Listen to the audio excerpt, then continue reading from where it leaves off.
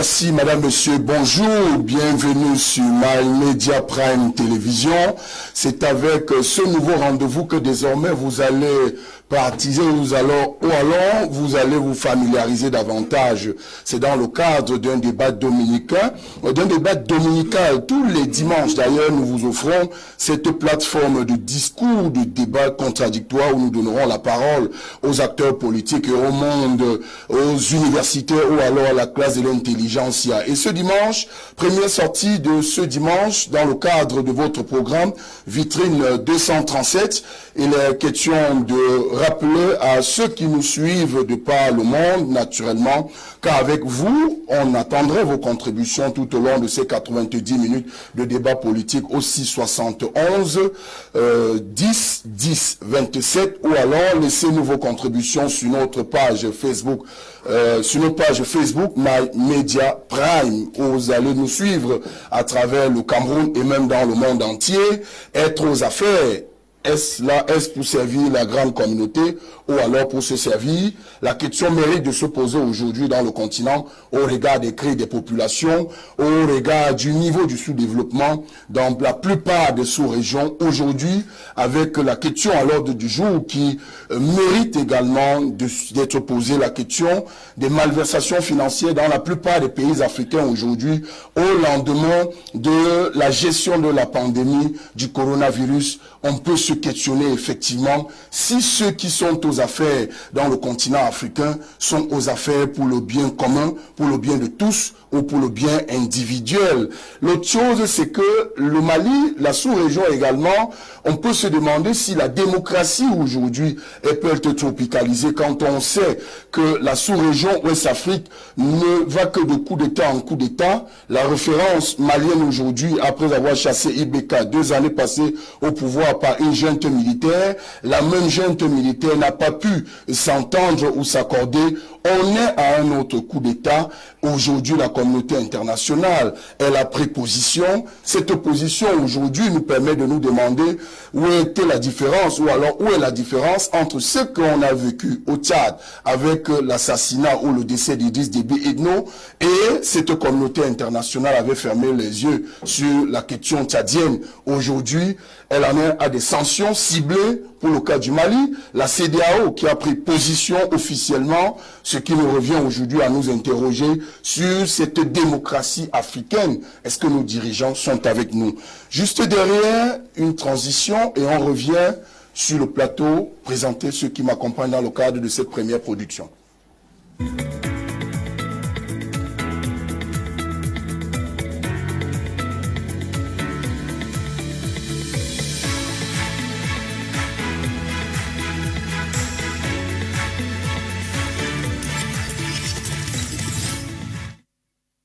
De retour avec moi dans le cadre de ce premier numéro de votre désormais programme, le notez-le, Vitrine 237, c'est sur My Media Prime, je l'ai dit, c'est la télé de l'avenir et nous allons faire le débat autrement, c'est le débat contradictoire dont seules les opinions compteront sur cette tribune.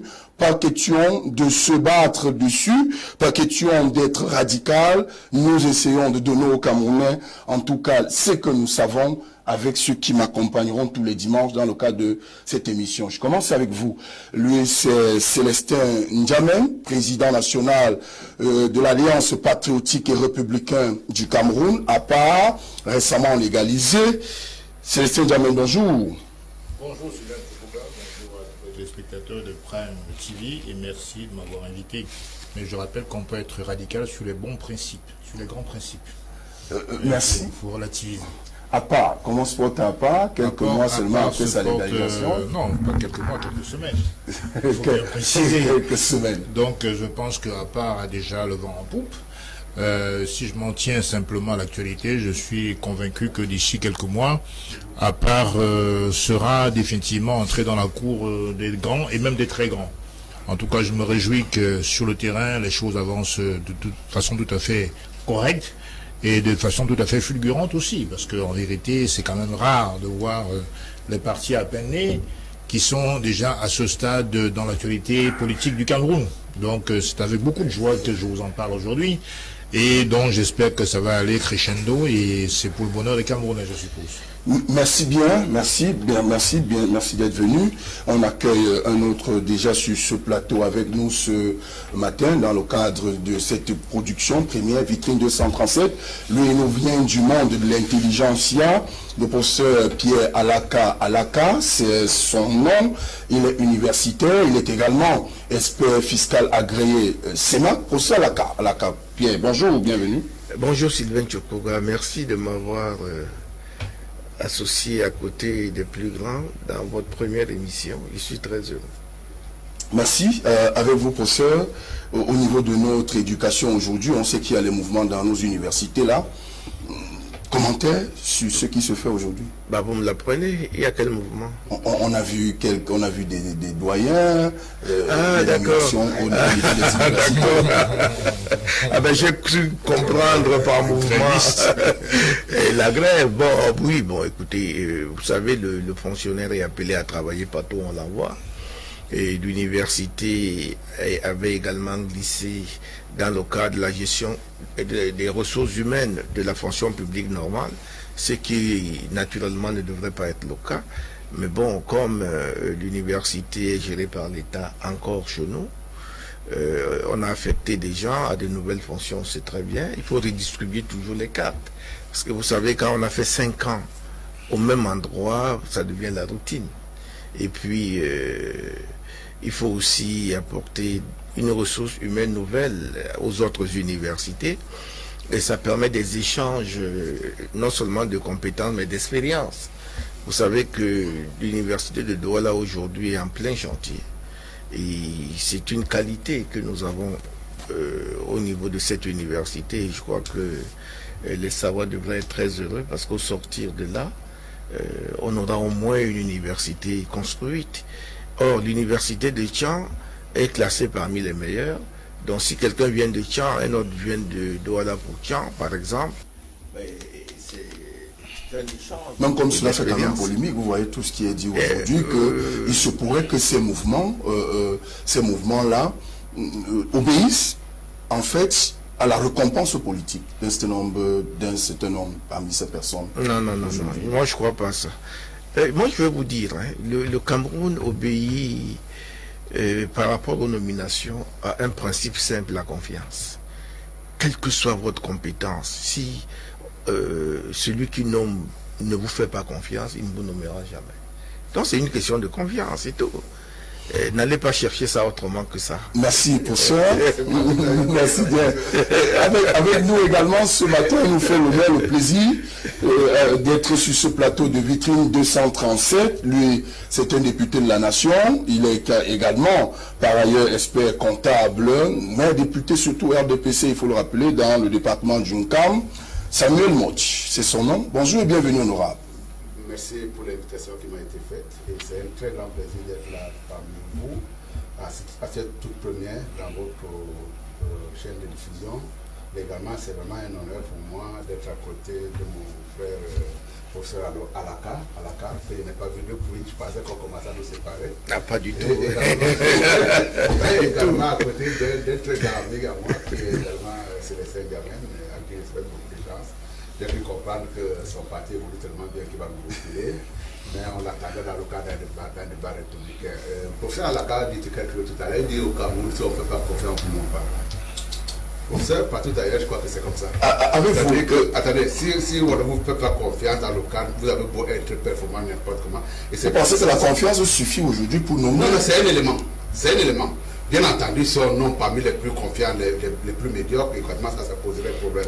Mais à échelle de jugement égale, on prendra la personne qui est à même de vous permettre d'animer une certaine structure avec une certaine confiance que vous pouvez placer en lui.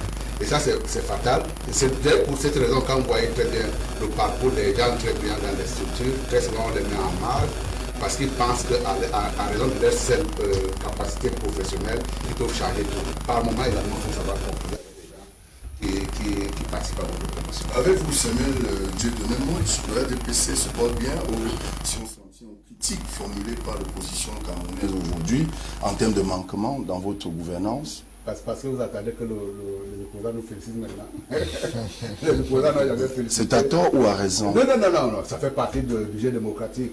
On critiquera toujours. Et bon, dans le cadre de ces critiques-là également, il y a des éléments aussi que nous pouvons récupérer, parce que ça peut nous permettre également de nous améliorer, mais également il y a aussi des critiques qui sont dans le que l'on doit discuter dans le lycée politicien, et donc effectivement on s'en accommode. J'ai pris bonne note et je crois qu'on reviendra dessus sur cette question de confiance. Merci, professeur. C'est N'Djamena. On ouvre ce débat avec le premier sujet d'entrée là, où nous irons au Mali.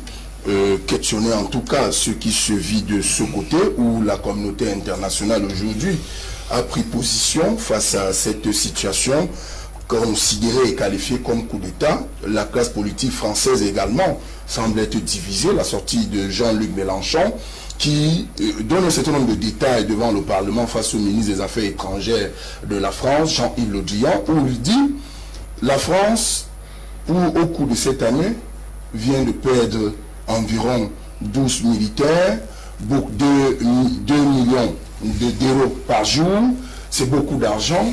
On se demande bien à quel moment est-ce que la France doit prendre son intérêt dans le cadre du processus de ce coup d'État au Mali, ou alors soumettre cette question à l'attention du peuple malien lors d'une élection démocratique et libre. Célestin N'Djamena. Non, la France ne peut regarder que ses intérêts. C'est tout à fait normal. Ne demandez pas à la France de regarder autre chose. Ce qui est sûr, c'est que les questions maliennes relèvent de la seule compétence des Maliens. Et ce que je veux dire, c'est que le débat franco-français ne concerne que la France. Tout à l'heure, on parlait de l'opposition du pouvoir. Je pense que Mélenchon est un opposant, donc il est de bonne guerre qu'il fasse des critiques, même acerbes, vis-à-vis du gouvernement Macron. C'est tout à fait normal. Je crois que concernant ce coup d'État, en vérité, je crois que M. Ossimi Goussi, enfin celui qui est l'auteur du coup d'État, est un récidiviste. Il en a son deuxième coup d'État. Autant on pouvait penser que le premier coup d'État se justifiait dans le sens que Ibeka était tellement impopulaire que c'est le peuple qui a lancé l'insurrection, récupérée par Ossimi Gota, le chef de l'État malien issu putschiste actuel. Mais le second coup d'État, on n'a pas très bien compris. Il y avait un président de transition, M. Badao, et son premier ministre qui a formé son gouvernement. Et donc, tout d'un coup, survient un deuxième coup d'État. J'ai pas très bien compris sur le plan politique le sens. Toujours est-il que il s'est positionné par rapport à ce qui s'est passé au Tchad, vu la tolérance de la communauté internationale. Mais moi, je considère, pour ma part, que au Tchad, il n'y a pas eu un coup d'État. Il y a eu, je pense, qu'une opération, on va dire... il n'y a pas eu un coup d'État à partir du moment où les dispositions constitutionnelles à son article 81, 82, 83 qui réglait la question de la succession à la tête de l'État au Tchad. Non, il m'est arrivé de parcourir un peu la constitution tchadienne et je me suis rendu compte que cette constitution prévoyait effectivement, comment dirais-je, le remplacement, l'intérim du président de la République en cas d'absence, de décès ou d'empêchement quelconque. Il se trouve que là, Monsieur le maréchal Idriss Déby a été assassiné dans une zone de combat, dans un champ de guerre en tout cas, et en même temps il y avait sur le terrain une progression des forces rebelles qui convergeaient vers N'Djamena. La Constitution a peut-être prévu le cas de remplacement du président en cas d'assassinat, en cas de décès, en cas de vacances, etc. Mais elle n'a pas prévu le cas où le président de la République serait assassiné en même temps que les rebelles, n'est-ce pas, envahiraient le pays. C'est un cas extrêmement rare. Non, la Constitution n'a pas prévu. Comprenez? La charte Lacadette prescrit, indique effectivement que les États doivent être dirigés par les civils. Au Tchad, comme au Mali aujourd'hui, c'est des militaires qui sont au pouvoir. Vous croyez qu'Al-Sisi était un civil? En Égypte, ça a été toléré, hein? Où était la Kadek à ce moment-là? Vous croyez que, comment dirais-je, Kagame était un civil quand il venait au pouvoir? Non, il faut être sérieux. Vous croyez que vous croyez qu'en 97, quand monsieur Ngueye vient au pouvoir, c'était un civil? Non, je crois qu'il y a des cas qu'il faut absolument recadrer. Dans le cadre du Tchad, il y a eu un vide constitutionnel. On applique quelle constitution? Puisque la constitution ne prévoyait pas le cas où il y aurait invasion du territoire par des troupes rebelles et en même temps assassinat du président. Dans le cas du Mali, il n'y a pas de crise institutionnelle. Il y a un président par intérim, de transition. C'est la position de la communauté internationale aujourd'hui. Mais dans le cas du Tchad, l'Union africaine, la CEDEAO, ou alors la CEMAC ou la CEAC ne s'est pas prononcée, mais on voit comme une sorte de convergence aujourd'hui en termes de position pour la situation. Il y a donc 2 poids 2 mesures. Ce que je suis en train de vous dire, que dans le cas de la Côte d'Ivoire en 99, dans le cas de l'Égypte en 2012, quand M. Al-Sisi, général, vient faire un coup d'État contre un président élu, M. Morsi, la communauté est silencieuse. On accepte ça. Pourtant, l'Égypte fait partie de l'Union africaine. Pareil pour la Côte d'Ivoire en 99, quand M. Gueye dégage M. Bédier. Donc aujourd'hui, je dis simplement que dans le cadre du Tchad, c'est une opération, j'allais dire, de sauvetage. Parce qu'il n'y avait plus de président et les troupes rebelles convergeaient pour anéantir les institutions. Dans ce cas typique, qu'est-ce qu'on fait? Et le président de l'Assemblée nationale qui était censé assurer l'intérim dit qu'il n'est pas apte à le faire. Il ne peut pas le faire. Donc il y a une situation de fait qui s'est posée et les militaires ont mis en place un conseil militaire de transition. Au Mali, il y avait un président de transition. Il y avait une population qui était apaisée. Monsieur Dao, monsieur Ossimi Goïta a fait un premier coup d'État avec succès qui a marché, enfin il a récupéré l'insurrection populaire.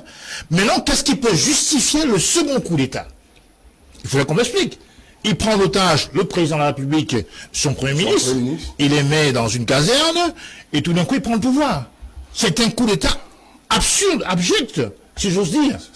Et donc, il ne faut pas comparer. Il faut tropicaliser. La démocratie est un problème aujourd'hui. La démocratie est la démocratie repose sur des préceptes universels. Il n'y a pas de tropicalisation à faire dans une démocratie. Il y a la démocratie. One man, one vote. Point barre. Maintenant, en Afrique, il y a une mauvaise habitude de fomenter le coup d'État de manière tout à fait, on va dire, désinvolte. Il faut mettre fin à ça.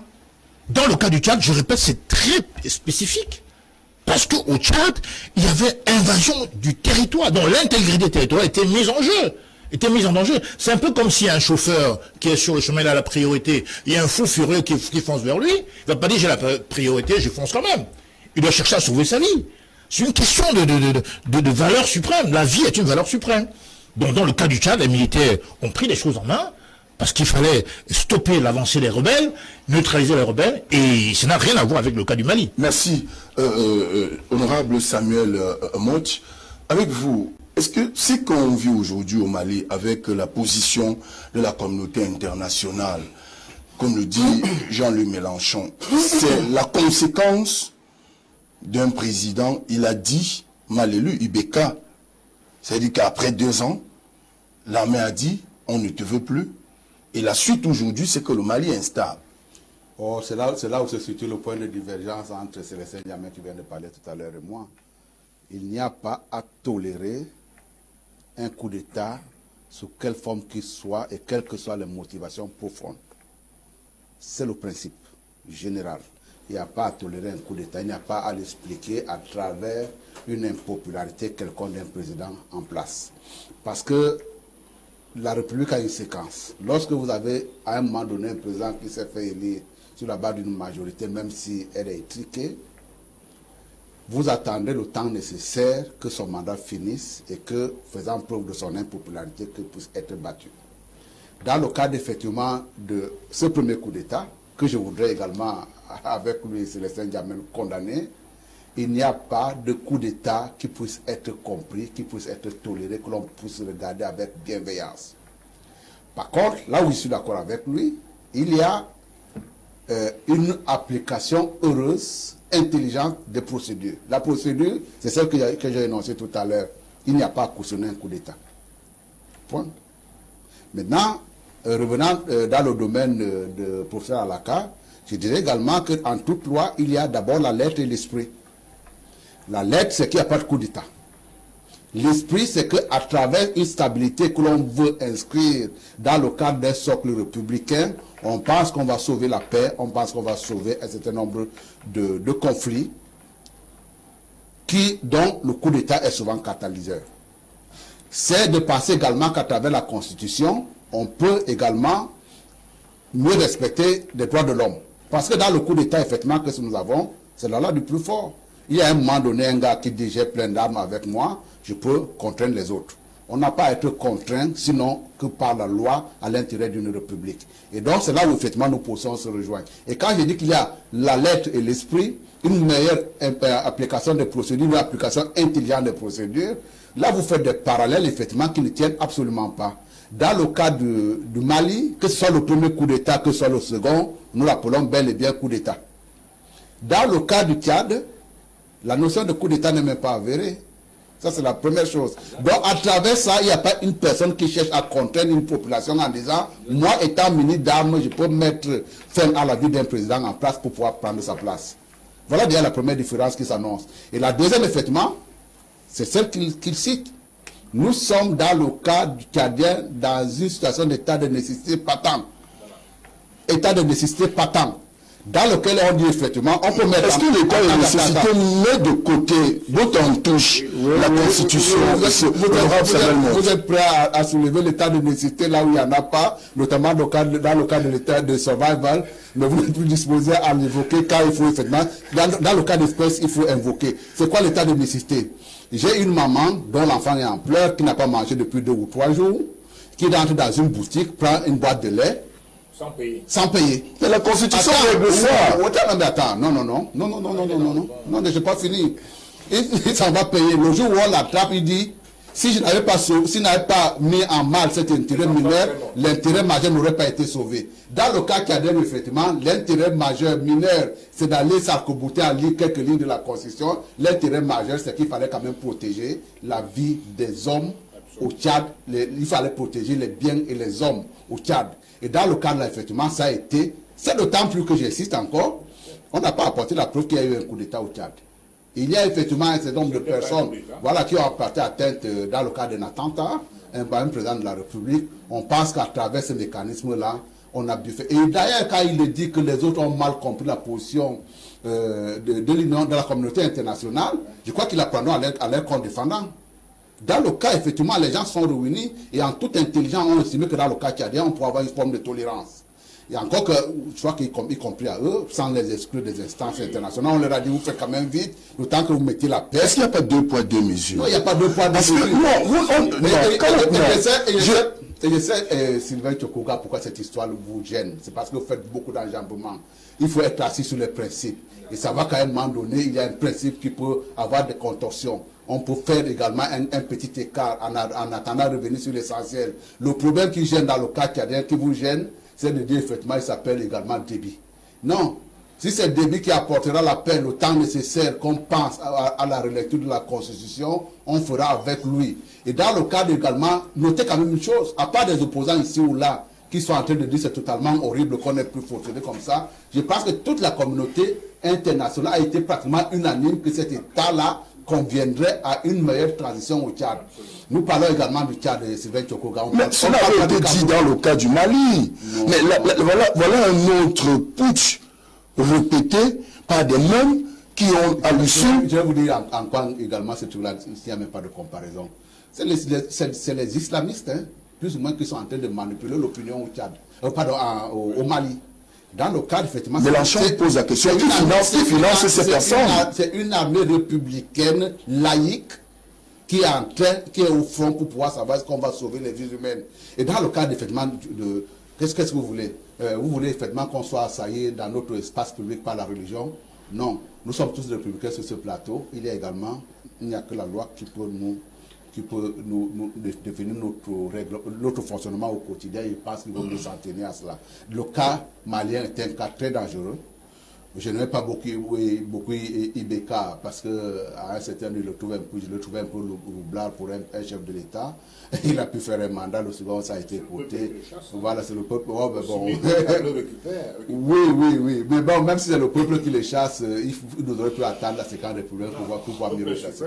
Merci. Pour ce qui est à la question aujourd'hui de la non-application des dispositions constitutionnelles en Afrique semble être au cœur du débat des coups d'État et des positions de la communauté internationale.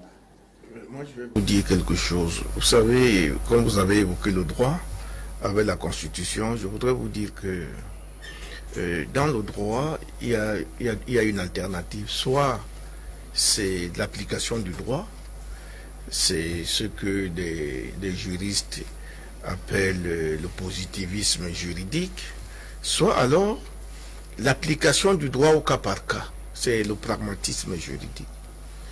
Et ceux qui sont au pouvoir connaissent toutes ces choses-là. Et donc, lorsqu'une situation se présente, il faut regarder l'apport de chaque école.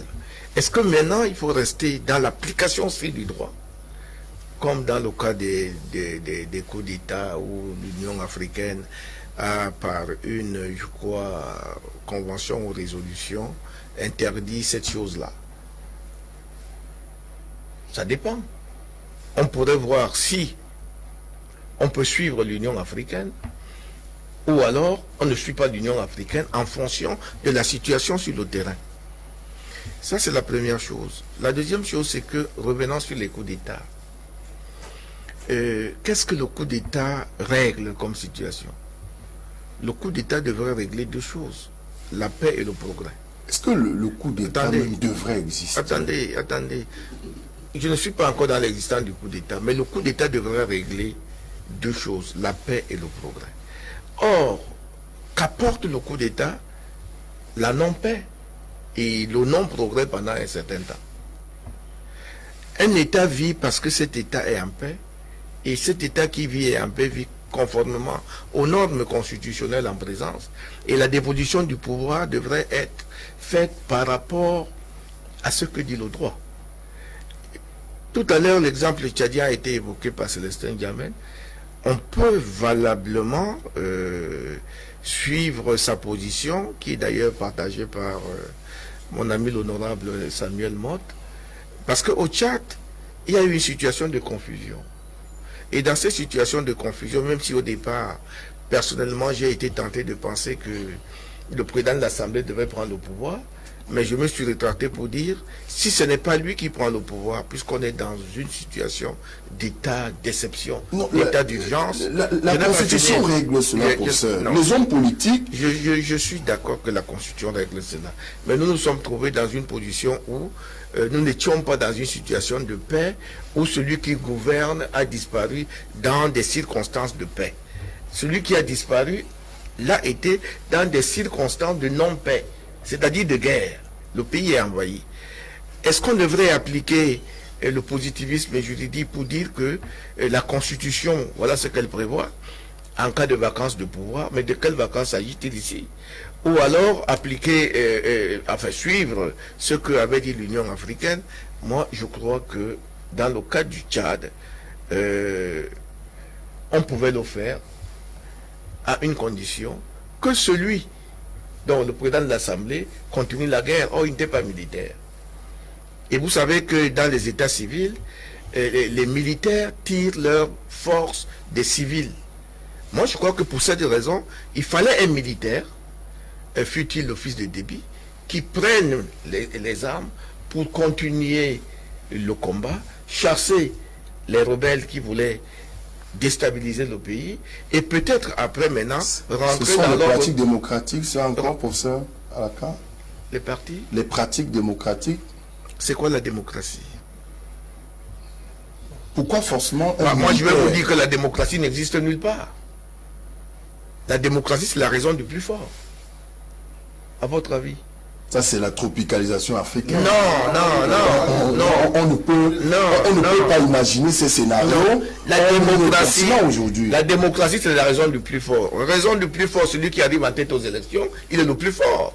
raison du plus fort, celui qui à un moment donné a le pouvoir de remettre la paix, c'est la démocratie. C'est la démocratie. Parce que vous ne pouvez pas dire que la démocratie... En fait, que vise la démocratie si vous voulez qu'on la définisse? La démocratie doit viser la paix et le progrès. Si une démocratie ne vise pas la paix et le progrès, mais l'État n'existe pas. Est-ce qu'en cautionnant les coups d'État, on n'est pas là? Je ne cautionne pas les coups d'État. Parce que vous dites, comme il y avait les rebelles en non, France... Non, je ne cautionne pas le coup d'État. Ce que je veux dire, c'est quoi, Sylvain?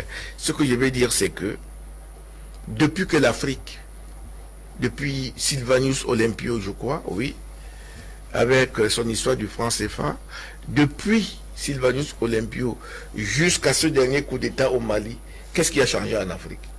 Mais rien du tout. On est allé de coup d'État en coup d'État, de coup d'État en coup d'État. Celui-ci arrive, il dit je suis là pour la rédemption nationale. L'autre arrive, il dit que je suis là pour la rénovation nationale. Celui-ci arrive, il dit que je suis là pour la béatification nationale. Il y en a même qui ont dit qu'ils sont là parce que Dieu a voulu qu'ils soient là. Mais c'est ça vous ne pouvez pas pour régler ces problèmes-là. Alors le problème maintenant, la question que vous posez et sur laquelle je vous vois venir, c'est que qui finance tout ça? Mais qui finance tout ça? C'est connu. Celui qui finance tout ça est connu. Et voilà. C'est le Saint-Germain? Oui, je crois qu'il faut revenir à ce qu'a dit tout à l'heure Samuel Motte, l'honorable Samuel Motte. Il a parlé de deux mots très importants, les valeurs majeures et mineures. Il a rajouté en disant que il fallait absolument savoir que il y a l'esprit de la loi, c'est-à-dire que pour ceux qui ont un peu lu Montesquieu, l'esprit de loi, chaque texte a un esprit. Et c'est pour ça que j'abonde également dans le sens du professeur Alaka, parce qu'en vérité, vous avez un texte qui est là pour régir les hommes, dans la paix et dans le progrès, comme il a dit le professeur. Maintenant, la situation non prévue par une constitution se pose. Que fait l'intelligence humaine? Mais c'est de choisir la meilleure solution pour préserver justement la vie, parce que, dans votre sens, Sylvain Tchokoga, vous êtes en train de faire comme si on applique des textes de manière, on va dire, littérale, aveugle et stricte. Il n'y a que les lois humaines qui sont imparfaites. Je veux dire que c'est pour ça qu'on les change tout le temps. Parce qu'on écrit une constitution sans prévoir... Non, laisse-moi parler. C'est ça. Je vais revenir. C'est jamais imaginez. On n'imagine pas. C'est scénario hors de notre continent. Si les hommes appliquent les textes comme cela, leur semble utile ou bon, à qui la faute? Quel texte prévoyait le plan Marshall après la Seconde Guerre mondiale? Quel texte prévoyait ça? Il y a eu une idée de M. Marshall qui était lancée au Congrès américain. On dit tiens, c'est nos cousins européens, il faut les venir en aide, par exemple.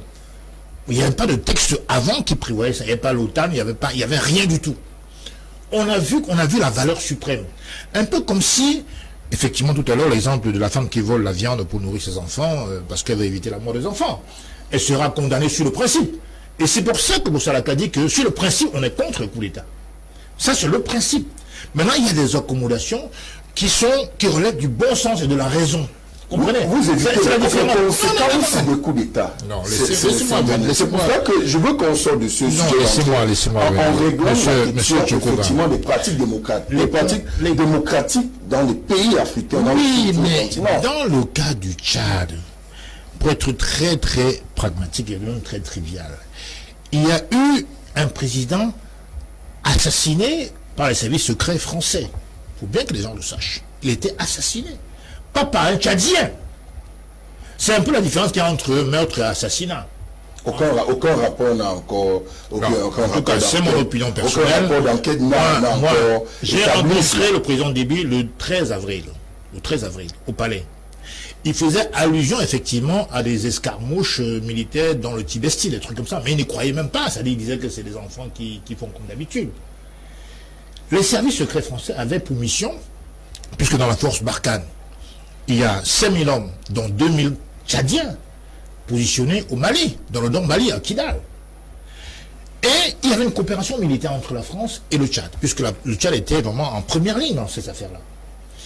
La mission de la France, c'était d'apporter le renseignement, n'est-ce pas, aux forces armées tchadiennes et les surveillances aériennes.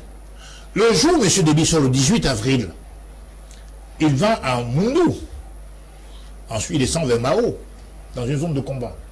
La France, comme d'habitude, aurait dû envoyer des renseignements, puisque les troupes rebelles étaient en débandade. Elle aurait dû envoyer des renseignements, comme d'habitude, à M. Déby. Or, au lieu de cela, elle s'en abstient. Déby, qui était dans une voiture blindée, en sort. Et effectivement, les rebelles qui avaient l'information croisée, donnée par la France, encerclent la zone et ils font chuter M. Déby, qui a été tué en plein frais. Il a reçu des balles en pleine face. C'est que la France n'a pas joué sa mission. Et pour cause, elle ne voulait plus de M. Déby. Il y a donc eu assassinat. Maintenant, on peut dire que c'est subjectif, j'assume, mais c'est ma position. Maintenant, sur la question fondamentale, à savoir le principe de la démocratie, du coup d'État, du respect des textes, je vous dis encore une fois, M. Tchokoga, que dans ce monde, il n'y a que les lois divines qui sont parfaites. Des hommes, quand ils écrivent un texte, ils écrivent à l'instant T. Évidemment, ils ne prévoient pas tout. Le cas du Tchad était imprévisible. Le cas où la Constitution prévoirait qu'il y aurait des troupes rebelles qui convergeraient pour mettre fin à la démocratie, parce qu'en fait, ces rebelles-là, c'était des gens islamisés qui jouaient avec, qui étaient en relation avec M. Haftar, qui est le président du deuxième gouvernement libyen, un pays en déclin total. Donc, ils étaient en relation avec ces gens-là. Donc, les rebelles tchadiens avaient pour rôle d'attraper Déby vivants. C'est ce qu'ils ont dit d'ailleurs. M. Mahamat Idriss l'a dit. Il voulait attraper Déby vivants. Et puis mettre fin à la démocratie au Tchad. Et dans ce cas-là, je rejoins Samuel Mott, c'est qu'on ne peut pas parler de texte quand la vie d'un territoire, l'intégrité territoriale est en danger. Est en danger, sinon... Mais comment? Les Tchadiens sont là. Comment voulez-vous qu'on applique les textes alors que les gens sont en danger de mort? Que la démocratie est en danger de mort. Donc moi, je pense qu'il ne faut pas comparer ces deux pays. Monsieur Assimi Goïta, le putschiste malien, son premier coup d'État, il récupère seulement l'insurrection populaire. Le deuxième coup d'État, c'est par rapport à quoi? Parce qu'il veut défier la communauté internationale. Comme on a soi-disant toléré le coup d'État qu'il appelle coup d'État au Tchad, on doit aussi tolérer le sien. C'est tout. Merci. Honorable Samuel Mott, la vérité aujourd'hui, c'est que si on ne vide pas le principe avant, les conditions de la pratique démocratique en Afrique, aujourd'hui sur notre continent, qui veut qu'il y ait un minimum de transparence ou un minimum de redistribution de la richesse. La conséquence, c'est que ceux qui arrivent aujourd'hui trouvent toujours des explications, telles que le fait Célestin Diamène aussi, y compris vous, le professeur Alaka, vous évoquez l'état de nécessité. Mais nous assumons pleinement. Sylvain Tchokoga, il y a une petite question qui vous a été posée par le professeur Alaka tout à l'heure, que c'est pas la démocratie, vous n'avez même pas daigné répondre. Je vais vous aider en prenant une définition bateau. Le gouvernement du peuple par le peuple et pour le peuple. La décision qui a été prise au Tchad en disant que, compte tenu des menaces qui pesaient sur l'intégrité territoriale de la nation tchadienne et également la menace qui pesait sur les Tchadiens même, gouvernement du peuple pour le peuple, cette décision a été prise pour l'intérêt du peuple. Il faut s'arrêter à ce stade-là. Après, maintenant, le point de redistribution de richesse, ça c'est un autre débat entre socialistes et les capitalistes. Ça c'est une autre forme qui fera l'objet également là de thèmes de campagne dans le cadre d'une séquence républicaine qui fera l'objet d'un vote pour pouvoir savoir de quel côté se dégage la majorité. Nous ne sommes pas là pour pouvoir dire que nous sommes contre la démocratie, mais nous disons que nous sommes pour l'application intelligente. Et d'ailleurs, c'est ça qui fait la différence entre un robot et un être humain. Exactement. Et l'application de la loi n'est pas du côté de la robotique pour le moment. Je voudrais, à la suite de l'honorable Samuel Mott, dire que il faut faire une différence entre le principe même de la démocratie, l'état démocratique si vous voulez, et la gestion de la démocratie. Parce que si on ne fait pas la différence, on va mélanger les pédales. Je dis et je répète que dans la gestion de la démocratie, c'est la raison du plus fort c'est la raison de l'état de nécessité, c'est la raison de l'état de paix, c'est la raison de l'état de progrès dans le cadre d'un État. Vous ne pouvez pas, Sylvain Tchokoga, même dans votre maison, être envahi par des voleurs. On est dans un État démocratique où la loi seule règle les problèmes de vol, mais en plein 2 heures du matin, vous êtes envahi par les voleurs. Vous avez un fusil. Qu'est-ce que vous faites de votre fusil? Vous vous laissez voler, tabasser, et vous allez saisir le juge, alors que vous avez un fusil qui peut vous aider vous-même, à l'instant T, à vous sortir d'affaires? Non. Pourtant, c'est un État démocratique où la loi... Mais ceux qui sont en train d'agir au Mali disent que c'est pour l'intérêt de la sauvegarde des intérêts maliens. Professeur, s'il te plaît. Chacun a le droit de dire. Le problème, c'est que quand nous sommes dans un public à donner un certain nombre de points de vue, il faut qu'il y ait une instance qui arbitre. Dans le cas malien, toutes les instances internationales sont contre ce point de vue. De même qu'ils étaient plus ou moins unanimes sur le cas tchadien. Si vous n'avez pas un référent, quand vous émettez des points de vue, effectivement, chacun est capable de gagner sa vérité. Il ne s'agit pas de cela. Il s'agit de ce que, quand on applique de manière intelligente, voilà ce que telle instance a pensé, voilà ce que telle Et je voudrais citer le cas de Mélenchon, parce que Sylvain a rappelé le cas de Mélenchon en France. Et Mélenchon est candidat potentiel, virtuel, pour l'élection de présidentielle de 2022 en France. Donc il doit taper là où ça fait mal sur Macron, qui était un France-africain comme ses prédécesseurs. Donc Mélenchon est dans son rôle de taper par tous les bouts sur Macron, c'est normal. Mais en France, justement, il y a une loi à l'époque sous Jean-Louis Debré, je crois sous Chirac, qui disait que quand vous hébergez un immigré, donc sans papier, vous risquez 2 ans de prison. Cette loi a été combattue. Il y a des gens qui ont reçu les immigrés, qui les ont cachés. Alors, est-ce que ça, ils étaient en transgression de la loi totalement, mais l'état de nécessité, la loi de leur conscience, les ont poussés effectivement à héberger ces gens qui fuyaient leur pays parce que justement la France avait foutu la merde, la misère. Donc c'est ça l'esprit de la loi, l'état de nécessité. La valeur suprême chapeaute la valeur mineure, même si elle est légaliste, même si elle est légale. Donc le plus important, c'est de comprendre que dans le cas du Tchad, il y avait un sauvetage. Et la Constitution n'a pas prévu ce cas-là, justement. On ne devait donc pas appliquer la Constitution tchadienne puisqu'elle n'avait pas prévu ce cas-là. Donc moi, je veux dire que ne comparez pas ces deux situations. Prenez le cas de M. Morsi, islamiste, comme tout le monde le sait, mais passé par les voies démocratiques, a été installé au pouvoir. Mais il y a eu un coup d'État flagrant de M. Al-Sisi, qui s'est autoproclamé président. Et la communauté a toléré. Donc, parce que l'islamisme met fin à la démocratie. C'est tout. Merci. Je vais rappeler à ceux qui nous suivent de là où vous êtes à travers le monde que vous êtes sur My Media Prime Télévision. C'est votre programme. Désormais, le rendez-vous du dimanche de 10h à 11h, passé de 30 minutes. Vos contributions par WhatsApp ou par SMS au 671 10 10 27 sont attendues, ou alors sur notre page Facebook My Media Prime. Puisque nous sommes en direct de ce côté-là, on va aborder le sujet de débat de ce matin où nous allons aller puiser, en tout cas sur ce que nous avons convoqué comme ce qui s'apparente aujourd'hui à un problème également plus ou moins généralisé sur le continent, les malversations financières, la fortune publique aujourd'hui est en décrépitude. On se demande bien si ceux qui sont aux affaires sont pour l'intérêt de tous et de chacun ou pour les intérêts individuels.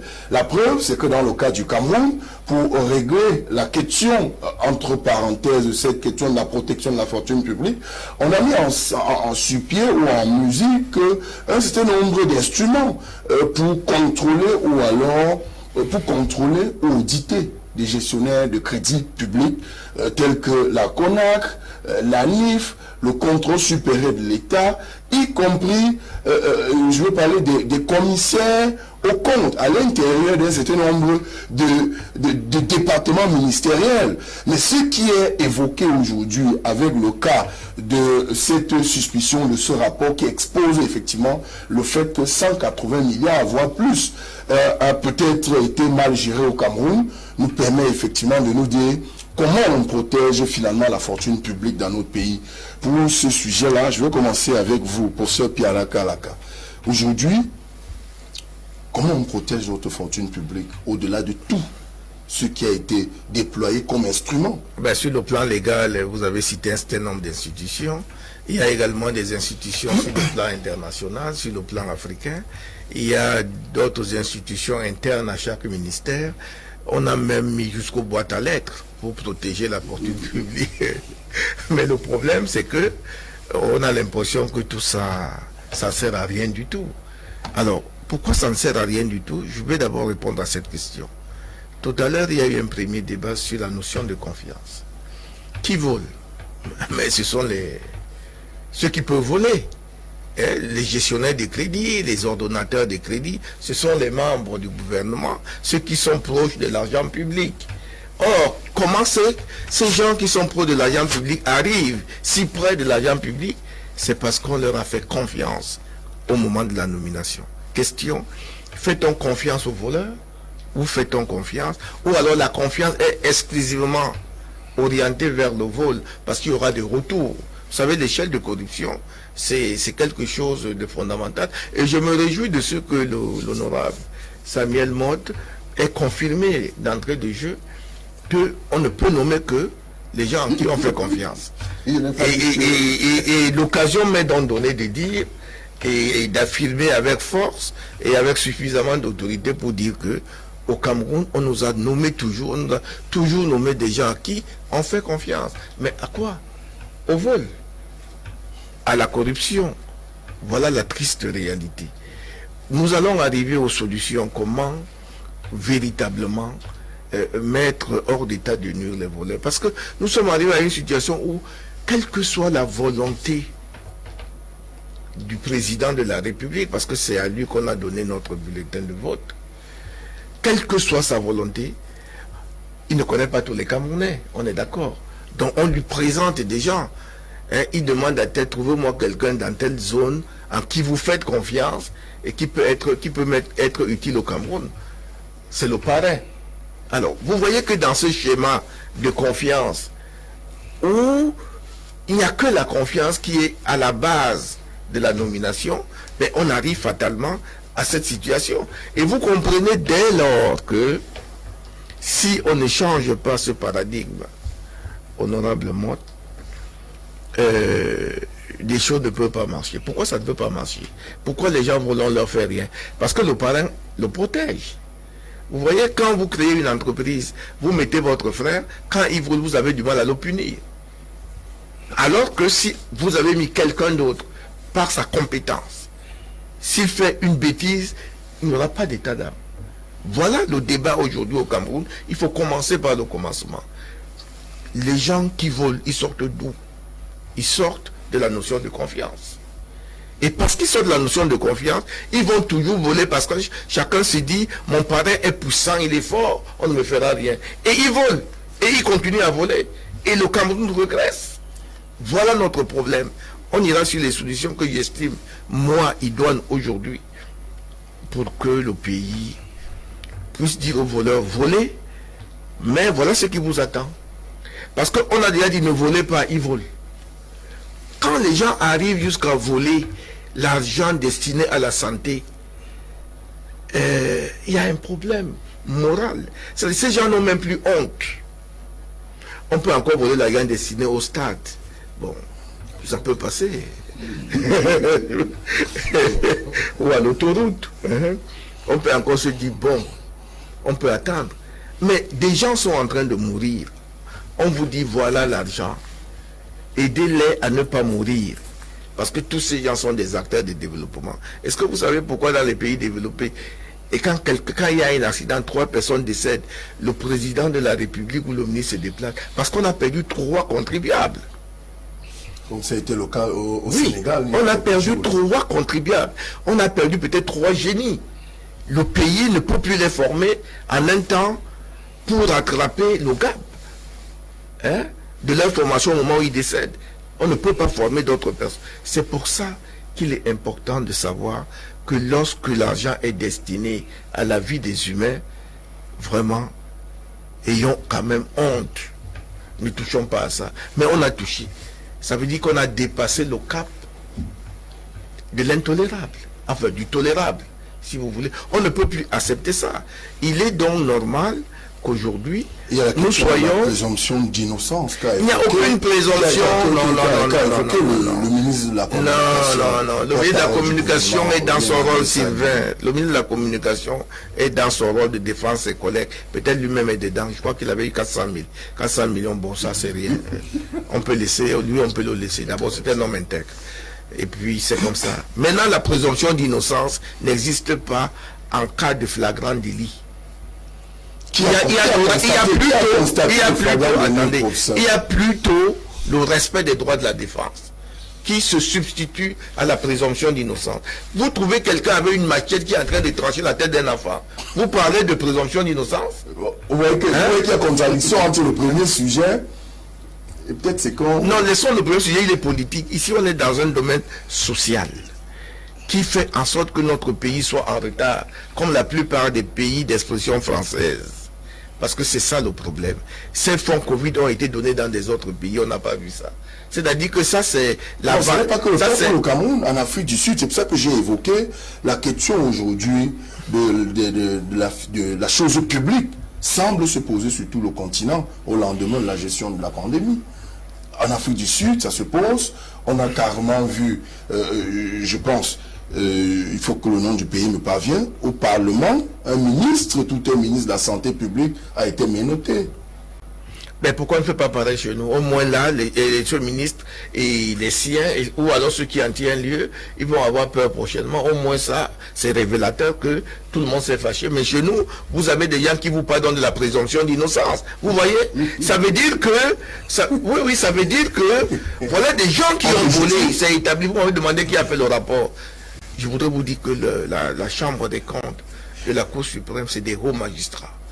C'est-à-dire que les plus hauts magistrats, que ceux qui jugent là, c'est-à-dire c'est des gens qui connaissent bien les droits de la défense. C'est des gens qui connaissent bien la présomption d'innocence.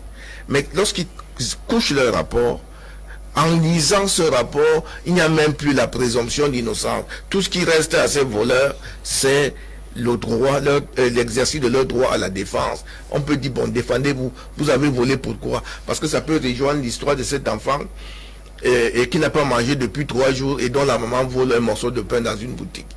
Voilà. Est-ce que ces gars sont dans ce cas? C'est là le respect des droits de la défense. Mais maintenant, présomption d'innocence, je ne crois pas.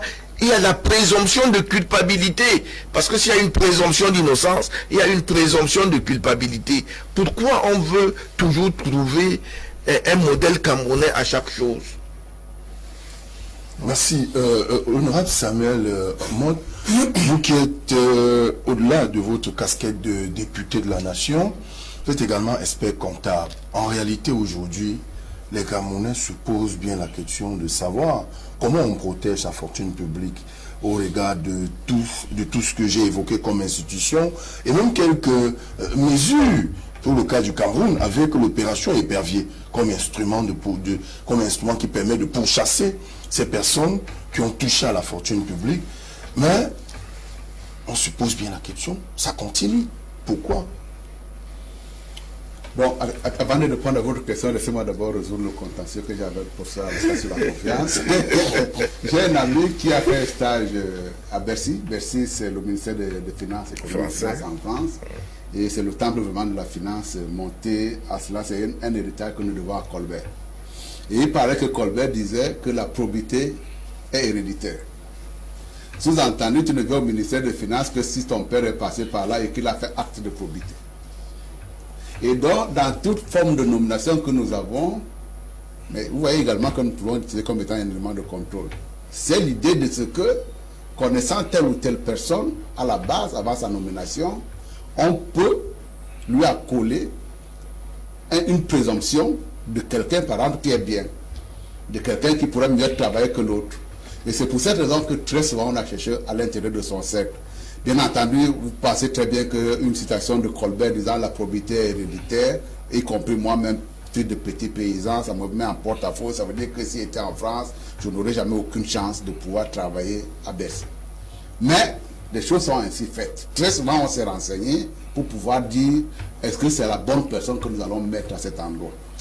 Et ça fait parmi des éléments que nous avons effectivement pour pouvoir dire comment est-ce que nous faisons pour gérer la fortune publique.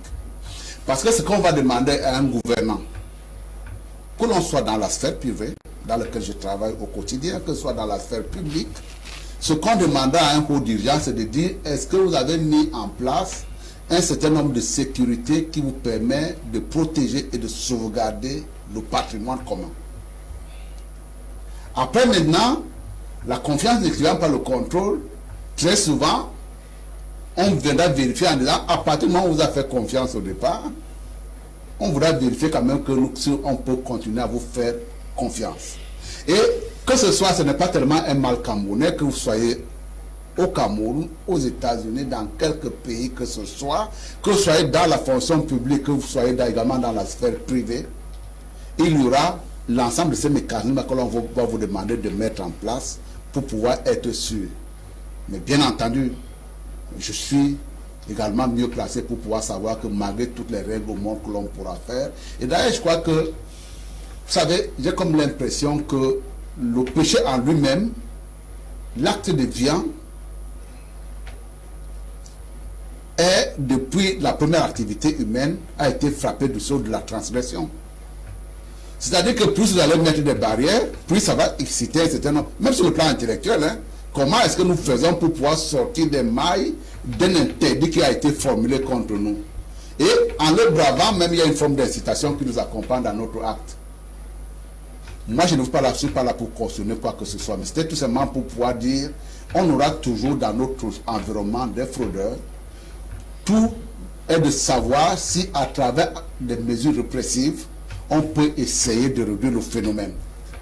Et c'est ce que nous essayons de faire depuis un moment. Vous avez vu malheureusement qu'on met les gens en prison. Mais ailleurs, par exemple, dans le cadre de la gestion des fonds Covid, j'ai évoqué le cas de tout un ministre qui est minorité devant le Parlement. Je n'avais pas fini. Non, mais vous avez... Mais chez nous, on a la présomption d'innocence. Je vous ai parlé du sort de la transgression tout à l'heure. L'autre chose également, les gens diront toujours, ah, on a attrapé celui-là, ça n'arrivera jamais à moi. Ah, ça également, c'est pas le fait de l'avoir menotté là qui va faire que... Et d'ailleurs, vous avez tendance à tropicaliser ça.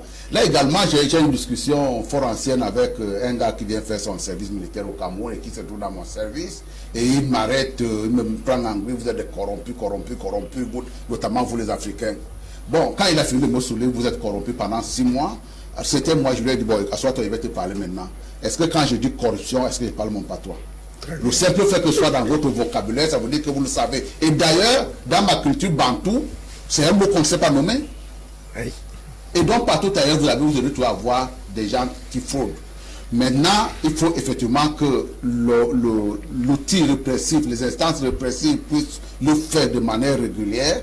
Mais vous aurez toujours des gens face à la tentation de l'argent, face à la tentation d'un bonheur imagé en pensant qu'en prenant des fonds, c'est comme si c'est quelqu'un qui vole la cagnotte du deuil. Voilà. Voler l'argent des gens qui doivent soigner les gens. Et c'est pour cette raison-là que vous voyez très bien qu'au RDPC, également en ce qui concerne son président national, on est à cheval et on est prêt également à enseigner tous les gens que les gens qui rentrent dans ce genre de pratiques-là vont rendre gauche. Mais ça peut s'apparenter comme un discours, comme disait le professeur. Oui.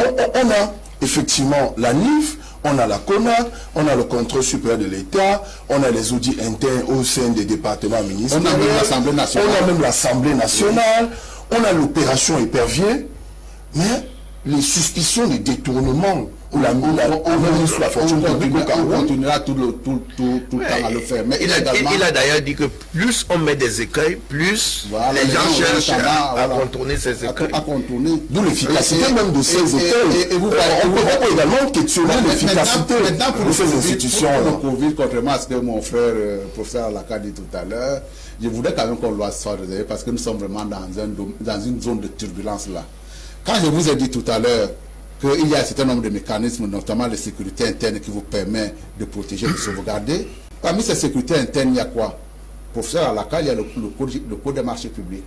Parce que dans cette histoire-là de contrôle, ce n'est pas seulement les contrôles a priori qui sont efficaces, c'est également les contrôles a posteriori. Dans le cadre de l'application des dispositions du code des marchés publics, la personne qui contrôle ici, ce n'est pas les fonctionnaires. Ce n'est pas non plus la chambre de compte qui viendra contrôler, c'est les concurrents qui vont se contrôler entre eux. Sous-entendu, lorsqu'on a dit par exemple qu'il y a un marché à faire, chacun de nous va apporter son offre. Sur la base de cette offre-là, on va faire des analyses. Mais en réalité, qui analyse là également, on pense que c'est l'évaluateur, le fonctionnaire qui va analyser pour pouvoir dire c'est telle personne qui a gagné, mais les gens en réalité qui analysent, qui s'auto-analysent, c'est les concurrents. Du coup, si dans le cadre d'un marché, puisqu'on a parlé par ailleurs de surfacturation, on a donné à son ami, les gens qui vont contrôler, c'est les gens qui sont en compétition. En disant, moi je pense avoir mis la meilleure offre du monde, je ne vois pas pourquoi il n'a pas été retenu. Et sur la base de ce constat-là, je vais faire une procédure.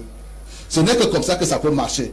Or, dans le cas du Covid, là, il y a cet élément-là qui nous échappe totalement parce qu'on nous explique très bien, mais effectivement, c'est un peu pas qu'on nous explique. Dans la réalité, vous ne pouvez pas dérouler une procédure de passation de marché sur un temps aussi court. Ça, c'est le premier élément. Le second élément également, on parle également des prix où on ne sait pas très bien s'il y a une mercuriale. Dans un environnement comme celui-là, où vous avez une poussée de l'offre, non, de la demande, on ne sait plus si on maîtrise les prix. Il y a un minimum de mécanismes qui, en cas de passation de marché. C'est pour vous dire que dans le cadre de Covid, ce verrou-là a sauté. Parce qu'on nous explique bien que tout est inscrit dans le cadre des marchés spéciaux. De gré à gré. De gré à gré. Et donc, si c'est de gré à gré, vous avez très peu d'éléments là pour pouvoir faire en sorte Quand on parle de gré à gré, j'ai évoqué qu'un ministère est composé d'un certain nombre de départements ou de services qui, tout au moins à ce niveau, on peut à contrôler effectivement une opération. Contrôler quoi? Par exemple, là, on nous parle, je sais pas moi, les tests, par exemple. Les tests, voilà. On nous parle des tests. Les éléments de contrôle que nous avons ici, c'est quoi? C'est, on dit, on veut s'appuyer sur le ministère du Commerce, qui va faire une mercuriale d'occasion. Attendez. Hein? Mais la Chambre des comptes nous dit qu'il y avait des gens qui proposaient moins. Oh, bon. Là également, nous sommes dans un cadre de Covid pour lequel on peut estimer que sur la part de la confiance qu'il est en train de recuser, professeur Alaka, on pense que la meilleure personne qui nous trouvera les produits, et on ne prendra pas un aventurier pour ça, on prendra à côté de soi la personne qui nous en rassure en disant que les produits seront livrés dans les délais, sans quoi les vies humaines seront en danger. Mais également, ce que je voulais vous dire, c'est qu'y compris même dans le cadre de cette évaluation-là, vous voyez qu'aujourd'hui, Medellin se dit, moi, cette mercuriale-là, je l'ai recusée à la base. Parce que les conditions dans lesquelles elle a été élaborée ne nous donnaient pas de garantie suffisante qu'après avoir livré, on nous serait rentré dans nos fonds. Donc tout ça également, c'est pour ça que je pense qu'il faut avoir de la réserve. Et d'ailleurs, très souvent, là, vous avez vu pendant une semaine, 2 semaines, on a discuté d'un rapport provisoire. Professeur Alaka, bon, je veux bien que tu les condamnes, mais tu ne les condamneras pas en l'état actuel parce que ce rapport-là est susceptible de modification. Les auditeurs qui sont ici, les co-magistrats de la Chambre des comptes, ont fait un certain nombre de constatations qui, sur la base d'un contradictoire également, peuvent être révisées. Donc, et d'ailleurs, on m'a dit qu'il y a un rapport définitif qui est en circulation. Je pense qu'on ne peut rien attendre. Mais en même temps, j'ai connu Bérégoua. J'ai tellement été, comment dirais-je, je suis tellement admiratif de tout ce qui touchait au ministère des Finances que chaque fois qu'on a nommé ministère des Finances dans les années 80 à l'époque en France, je me suis intéressé sur son parcours. Bérégoua, ajustait à la base, autodidacte de formation, qui réussit à s'élever, à devenir ajusteur. Non, à devenir déjà ajusteur et passer d'ajusteur à collègue d'affiches dans le cadre des campagnes électorales. De collègue d'affiches, il est devenu ministre de l'économie et des finances en France. Il est par la suite passé au premier ministère en tant que premier ministre. Ce monsieur s'est tiré une balle sur la tête parce qu'on lui a collé plein de colibets qui pouvaient être considérés comme étant insupportables. Je voudrais résumer là-dessus. Les gens qui seraient coupables effectivement d'avoir porté atteinte à la fortune publique, il n'y a pas d'indulgence à avoir en l'occasion. Mais en même temps, quand nous disons tel est voleur, là également, je vous ai vu, ils ont fait une très mauvaise manipulation qui me paraît malsaine. On a fait une répartition où on a affecté 480 milliards à quelques ministères. C'est une répartition. En charge au ministère de pouvoir l'utiliser. Qu'est-ce qu'on me fait aujourd'hui? On me dit ministère tel. Le nom du ministre à côté a reçu 40 milliards. Qu'est-ce qu'on veut monter par là? Le gestionnaire. Non, mais le ministère là, c'est vous qui c'est toi qui me c'est le gestionnaire populaire. Manaouda Malachi a détourné 46 milliards. C'est lui le gestionnaire. Non, c'est lui le gestionnaire, bien sûr. Et c'est parce qu'effectivement, il est gestionnaire que je pense que nous devons considérer que les gens qui nous représentent à un moment donné, qui travaillent, même s'ils peuvent être coupables d'infraction, c'est des gens qui nous dédient pendant au moins un moment une partie de leur vie, et pour cette raison-là, en attendant qu'ils soient condamnés, nous leur devons quand même une certaine forme de reconnaissance. Merci, c'est N'Djamène. La fortune publique au Cameroun semble être menacée, malgré tout ce qui est fait aujourd'hui pour essayer de protéger cette fortune publique. Je crois que votre titre est parfaitement légitime. Hein. Comment faire pour protéger la fortune publique? Tout à l'heure, j'ai suivi avec beaucoup d'attention l'honorable Motte, et je crois qu'il a cité Colbert, en disant que la probité était héréditaire. Dans la même optique, je vais citer Shakespeare, puisqu'on y est. Il disait que l'homme d'État, c'est celui que la politique a choisi. Et l'homme politique, c'est celui qui a choisi la politique. Donc nous sommes dans les vertus profondes. On parlait de confiance. Quand on fait confiance, ce n'est pas marqué sur votre front que c'est un homme de confiance absolue. Mais par rapport à votre background éducationnel, éducatif, vous savez que vous avez une conscience professionnelle, une conscience patriotique. Quand on vous a confié une charge publique, vous avez l'obligation de préserver le minimum d'éthique dans la gestion de votre département ministériel. Tout ceci pour dire quoi? D'abord, l'acte posé par le président de la République. Je rappelle que c'est sur la base de ce rapport d'étape de la Chambre des comptes, de la Cour, du Conseil de la Cour suprême, que le président demande au SGPN, ministre d'État, de saisir le garde des Sceaux afin de diligenter une enquête sur la base de rapport d'étape. Et l'honorable l'a précisé, c'est un rapport d'étape. C'est pas encore... Je vous le conseille, il y a eu l'embarquement à ce niveau. Voilà. Donc le président choisit la voie légaliste. Il aurait pu dire, vous avez tous volé, pas besoin de procès, tous en prison. Non, mais c'est ce qu'il a choisi, la voie légale. Il a dit qu'il aurait pu se passer le Laurent Esso, de M. Ngongo, etc. Ça veut donc dire que il faut bien comprendre que Sylvain Tchokogaki a deux types de présomption d'innocence. Il y a la vraie présomption d'innocence. Qu'est-ce que vous mettez dans la Justement, la fausse. Il y a la vraie présomption d'innocence. Il y a la présomption d'innocence frelatée. Or, j'ai cru voir... Frelatée. Oui, je m'explique là-dessus.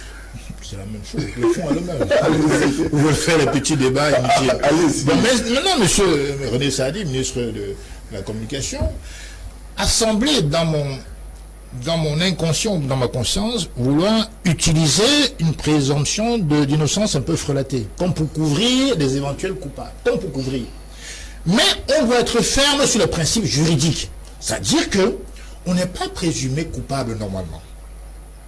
Moi, j'étais victime de la présomption d'innocence quand j'étais kidnappé à l'hôpital général, par exemple. On m'a pris sur mon lit d'hôpital sans mandat. Sans mandat. C'est-à-dire qu'on m'a déporté dans une ville alors qu'il y a un tribunal à Douala, et sans aucun mandat, on m'a envoyé en prison. Et c'est pour des raisons non juridiques que nous avons été libérés d'ailleurs. Donc je tiens fermement à cette présomption d'innocence. Elle est capitale parce que vous comme moi, Sylvain, professeur Alaka, honorable Motte, demain vous pourriez avoir affaire à la justice. Et dans ce cas, vous voudrez que vos droits soient respectés. C'est-à-dire que démontrer que vous n'êtes pas le coupable désigné par la vindicte populaire. Bien sûr qu'on a réparti les 180 milliards dans différents ministères, c'est vrai.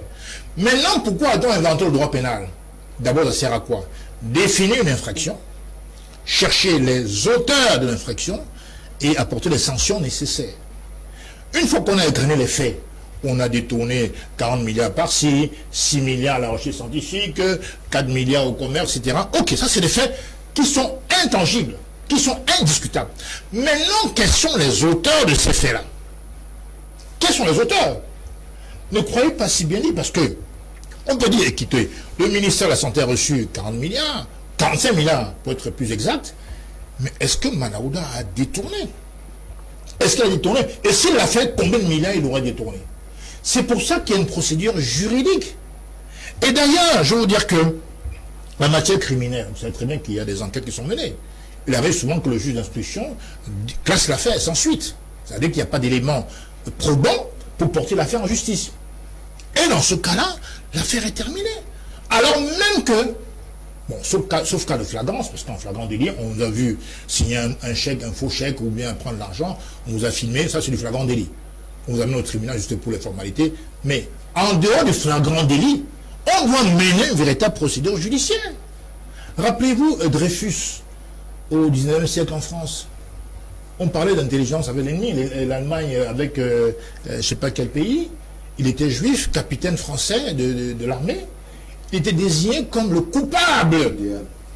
Il y a eu tout un procès. Et Clémenceau, qui était à la retraite déjà, s'est refait une seconde vie en ressortant le dossier Dreyfus, on découvre que le gars était innocent, victime, n'est-ce pas, de l'anti-judaïsme en quelque sorte, parce que Dreyfus était juif. On lui a remis ses galons. Il a repris ses galons. Et c'est pour ça que moi je tiens beaucoup au droit de la défense, c'est-à-dire qu'à la présomption d'innocence qui en fait partie. En Amérique, on est peut-être présumé coupable, c'est vrai, c'est un système américain, anglo-saxon, mais dans le système francophone, on va dire comme ça, on vous accuse, mais c'est à l'accusé à l'accusateur d'apporter les preuves de ce que vous avez fait. Donc le juge mène les enquêtes, à vous de répondre. À M. Malona Malachi, au chief Djangouté, à madame Tchouenté, d'apporter les éléments qu'ils ne sont pas du tout dans ce coup-là. Ils n'ont volé aucun centime. C'est à eux de le démontrer. Et c'est pour ça qu'on parle de rapport d'étape. Il y aura une enquête définitive. Ne vous inquiétez pas. On n'est même pas au stade de la mise en examen. Même pas encore. Même si dans certains pays, quand un ministre est mis en examen, il démissionne. Il y a une tradition en France qui veut que quand vous êtes mis en examen, vous démissionnez pour vous défendre. Ici, au Cameroun, ce n'est pas le cas encore. Ce qui est important aujourd'hui, c'est de savoir qu'il y a une tolérance qui est abusive. C'est-à-dire qu'il y a un laxisme qui fait que on attend 5, 10 ans, 15 ans après pour poursuivre des gens qui étaient en fonction depuis très longtemps. Rappelez-vous, M. Polycarpe Ababa, l'ancien ministre des Finances, il a été poursuivi pour des faits qui remontaient à 10 ans déjà. Des faits qui remontaient à 10 ans. Si on avait appliqué l'article 66 de la Constitution, qui a été vraiment très légitime, très bien inspiré, c'est-à-dire qu'on a mis en place cet article pour qu'on essaie de voir l'état de fortune de la personne qui prend une fonction publique, et à un certain délai, on voit son enrichissement, si elle est légitime ou pas. Bon, on ne l'a pas appliqué. Il y a une trop grande tolérance. À partir du premier centime volé, on doit déjà frapper. On attend trop longtemps. Comprenez ce que je veux dire? Même si c'est le Covid, il y a des marchés avec appel d'offres, c'est reconnu par le Code des marchés publics. On ne doit pas faire du gré à gré. C'est pas parce que c'est le Covid, c'est une pandémie, qu'on doit faire du gré à gré. Je suis désolé. On doit appliquer les textes dans toute leur rigueur. Donc, c'est pour dire que il y a un laxisme. À vos propositions. Un laxisme. La proposition, appliquons d'abord l'article 66, la première chose. Et deuxièmement, faisons un audit même bimestriel pour chaque fonction importante de la République. Comprenez? Quand il y a un budget qui est voté, on voit l'usage qui en est fait. On n'attendra pas 6 mois, 10 ans, comme ça s'est vu au Cameroun. Non, c'est pas sérieux. On s'attend à quoi? Même si on fait confiance au départ, mais devant une grosse mangeoire, fortuit, il y a des gens qui sont mal inspirés, qui veulent absolument plonger le bec là-dedans. Donc c'est pour ça qu'il faut éditer tous les services, tous les 2 mois par exemple. On passe aux propositions. Mais moi j'ai toujours eu une proposition que j'ai d'ailleurs écrite dans mon livre La gouvernance fiscale, où j'ai dit on a tout fait au Cameroun pour que les gens ne volent pas. On est même allé jusqu'à mettre une disposition constitutionnelle qu'on a refusé d'appliquer. Qu'est-ce qu'on va faire? On est complètement bâillonné, inerte face à la corruption et face aux corrompus. Donc, les gens en qui on fait confiance sont nommés et ils sont dans la position, ils doivent s'enrichir pendant que les autres sont pauvres et resteront appauvris des années et des siècles durant. Eux, ils vont garantir la vie de leur famille jusqu'à la 6e génération. La solution, messieurs, volez, mais vous allez payer vos impôts. C'est-à-dire... Lorsque un juge a dit que Alaka a détourné 1 milliard, les impôts doivent me demander de payer mes impôts sur le milliard. Absolument, c'est aussi simple que ça, parce que c'est un revenu. Ça a enquêté. Enquêter encore quoi? Le juge a enquêté, il a établi que vous avez eu un revenu d'1 milliard. C'est déjà établi. Il n'y a plus à discuter. Les impôts vous demandent, est-ce que vous avez déclaré votre milliard là? Vous n'avez pas déclaré, ben, on vous met 35%. On vous met les 100% des 35%. On vous met les intérêts de retard. Vous êtes à 800 millions. Et vous payez les 800 millions. Vous ne les avez peut-être pas. Mais on prend vos biens. Vous payez en nature. On prend vos immeubles et tout et tout. Et ça ne va pas faire naître dans une république la chasse aux sorcières? Oh, la chasse aux sorcières, c'est la loi qu'on appelle. Il a un revenu d'1 milliard. Il a eu un revenu d'1 milliard. Il n'a pas déclaré. Il doit même être encore poursuivi pour fraude fiscale. C'est-à-dire que le juge pénal l'a condamné. Maintenant, le juge fiscal de la répression fiscale le condamne encore pour fraude fiscale. Et l'administration fiscale sur le plan civil, il récupère cet argent. Il en est ainsi. Et puis maintenant, si c'est encore une présomption, comme c'est le cas comme ça, comme on est encore à ce niveau, moi j'étais directeur général des impôts, j'aurais déjà envoyé les filles de renseignement à tous ces bonhommes. Hein? Oui, j'ai dit, vous avez reçu tel agent, je voudrais savoir l'utilisation que vous en avez faite. C'est tout, vous me donnez des explications et moi j'estime que vous avez justifié sur les 25 milliards que vous avez justifié peut-être 10, mais je vous impose déjà sur le reste. Qui change à vous d'aller au contentieux. Merci pour ce. Honorable Samuel Motch, les propositions pour effectivement garantir une meilleure protection de la fortune. Mitterrand disait sur le chemin, on a tout essayé. Mais je pense effectivement on est dans cette situation-là aujourd'hui au Cameroun où on peut dire contre les fraudes, contre l'attente. On n'a pas tout essayé. Je pense qu'on a tout essayé. On n'a pas essayé. Mais il me semble effectivement. Pas les textes. Comme le disait le professeur tout à l'heure, on n'applique pas les textes. Hein? Vous avez 1 milliard de revenus. On va continuer. Non, mais. Est-ce qu'on applique les textes? Attends, actuellement, quand vous êtes condamné, très souvent les biens sont confisqués. Hein. On attend les biens sont confisqués. Maintenant, les gens sont ingénieux peut-être à mettre ça sous le département de la grammaire, machin, donc quand on peut tracer. Et on le sait. Quand on va demander les revenus de la grammaire. Quand on peut tracer. Je pense effectivement qu'il faut continuer avec les contrôles. Il faut les rendre systématiques, ne pas se réveiller 5 ans après pour pouvoir aller contrôler quelqu'un qui par ailleurs est décédé. Voilà. Il y a un truc sur lequel j'écris, moi, militant de RDPC depuis un certain moment, qui est celui des tendances que prennent les gens dans les collectivités territoriales décentralisées aujourd'hui. Là, on avait du mal à contrôler 2 ou 3 postes comptables à Yaoundé. Aujourd'hui, on a 360 postes comptables supplémentaires qu'il faut contrôler. Et dans cette histoire, effectivement, quand nous parlons de fraude, nous ne parlons pas de nos... Nous nous attardons beaucoup sur la distraction des deniers publics. Mais à travers ça, il y a également des menaces sécuritaires qui se profilent à l'horizon.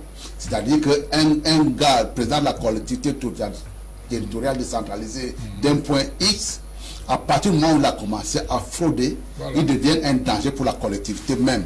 Parce qu'il va s'entourer d'un gang qui fait que lorsque vous allez lever la main, il faut faire très attention. Donc, il faut contrôler. Il faut continuer. Et je pense effectivement, puisque pour faire la carte parler de son domaine, on n'a pas dit que c'est de la responsabilité exclusive des pouvoirs publics. Il y a des choses également qu'il faut externaliser. Aujourd'hui, nous sommes dans une phase où on externalise, y compris dans les sociétés privées, on externalise. Excuse-moi. Sylvain a dit qu'il y avait la NIF, il y avait le Consupé, il y avait tout ce qu'on veut. Mais ces officines n'ont pas de pouvoir. C'est pour ça que je pense qu'on peut également penser à un moment donné orienter ces contrôles vers des professionnels qui seraient mieux et qu'on leur donne des pouvoirs. Qu'on les donne des pouvoirs. Voilà. S'il y a une dénonciation objective, effectivement, je pense que les sanctions suivront. On leur donne des pouvoirs. J'ai malheureusement un autre impératif ailleurs. Et effectivement, vous allez suivre un autre programme. Je vais rendre quelques SMS qui nous parviennent depuis le début de cette émission. Je rappelle que le 671 10 10 27, c'est le code d'accès, ou alors vous laissez vos contributions sur notre page Facebook MyPram Media. C'est ça les 2 accès pour vos contributions. Signez vos messages, s'il vous plaît, votre nom et le lieu de vos messages. On a un message là. Bonjour, pour moi, avec le régime, si rien ne va changer, c'est Mathieu GP. Le Mondon, il nous écrit, c'est du côté de Yaoundé. Bonjour, monsieur le journaliste. Est-ce que le CNC est la maison de retrait des journalistes de la CIA TV? Je ne sais pas si on est bien placé pour répondre. Et ça ne rentre pas dans le sujet à l'ordre du jour. Je m'interroge, en tout cas. On a bien suivi cela. Bonne émission. Merci à vous. On ne peut pas donner la viande aux chiens de garder. C'est encore Mathieu de Mondon qui nous écrit. Notre SMS, quand on nomme un proviseur à Yaoundé, chaque septembre, il doit verser 3 millions. Ça va venir d'où? Ça, c'est une autre question. On s'interroge. Il y a maître le senior barista Emmanuel Lachou qui nous suit également, qui dit bonjour Sylvain, très bonne émission. On ne peut pas protéger la fortune publique sans en avoir la maîtrise. Les gestionnaires ne doivent pas toucher aux espèces. Il dit que c'est d'ailleurs la proposition du manifeste de son parti politique. politique. Et on prend notre SMS par rapport au coup d'État, les campagnes. Et les Africains doivent comprendre que les règles sont les règles et elles doivent être respectées coûte que coûte. Les institutions ont tout prévu, même le cas où vous êtes attaqué par des djihadistes. Le reste n'est que manipulation. On va sortir l'émission. C'est Saint-Germain. Oui. Votre mot de fin. J'étais en train de dire qu'effectivement, il y a des moyens d'éviter cette prévarication. Il y a des moyens connus. Je dis qu'on a eu par exemple un régime Swahidjo. Il était peut-être très peu imaginable qu'on puisse détourner autant de milliards. Ce n'était pas vraiment envisageable. Il y a eu une trop grande confiance accordée aux collaborateurs du chef de l'État, au point qu'aujourd'hui lui-même, il s'érige en opposant de son propre gouvernement. Parce qu'en vérité, ce qui se passe, c'est qu'il diligente une affaire judiciaire contre son propre gouvernement. Parce qu'il y en a marre de ces gens qui passent leur vie à dilapider jusqu'au fonds destiné à la santé publique, à dilapider les fonds. Ça, c'est vraiment inconcevable. Et donc, il est obligé même de laisser auditer son Premier ministre. Son Premier ministre, on ne se dépasse pas vers lui, c'est lui qui va vers le TCS. Sans parler des autres ministères, de la santé, etc. Donc, c'est pour dire qu'on a atteint un stade de dépravation de la mœurs politique, qu'aujourd'hui, il est temps de revoir l'efficacité de la méthode. Parce qu'on a tout ce que tu as cité, la NIF, tout ça. Mais pourquoi ça ne fonctionne? Ils sont payés, les consultants, ils sont payés. L'Assemblée nationale. Mais il y a zéro résultat. Donc ça veut dire qu'il y a un truc qui ne marche pas. C'est tout. Merci, professeur Pierre Kalaka. Moi, il y a un adage qui dit qu'un État, une institution ne vaut que par les hommes chargés de mettre ça en œuvre. Or, lorsque déjà au niveau du choix des hommes, vous avez un problème, naturellement, ce qui arrive va arriver. Je ne peux pas en dire plus.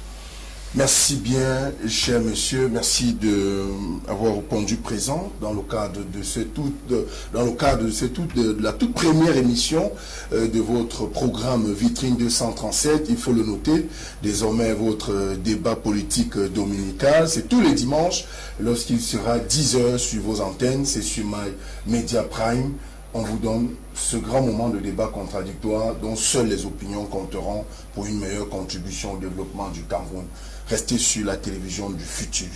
À dimanche prochain, 10h.